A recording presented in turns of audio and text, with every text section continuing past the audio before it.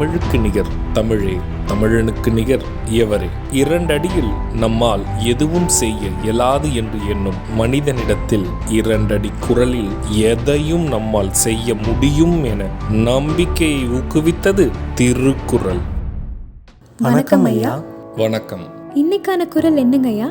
இன்னைக்கான குறள் அதிகாரம் 119 பசப்புறு பருவரல்.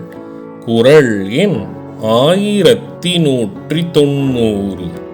பசப்பென பேர் பெறுதல் நன்றி நயப்பித்தார் நல்காமை தூற்றார் எனின். இந்த குறளுக்கான பொருள் என்னங்கய்யா? இதற்கான பொருள், என் சம்மதம் பெற்று என்னை பிரிந்து சென்ற காதலர் படும் துன்பத்தை ஊர் மக்கள் தூற்றாதிருந்தால் போதும், நான் பசலை உற்றதாக பேரெடுத்தாலும் பரவாயில்லை. இதுக்கு ஒரு சின்ன உதாரணம் சொல்றீங்களா?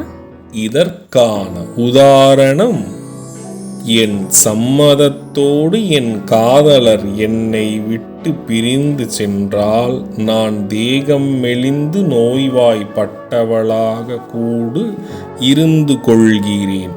ஆனால் என் காதலர் என்னை விட்டு பிரிந்த வலியை தாங்கிக் கொள்ள முடியாமல் அவர் இருக்க, ஊர் மக்கள் அவரை தூற்றி பேசாமல் இருக்க வேண்டும்.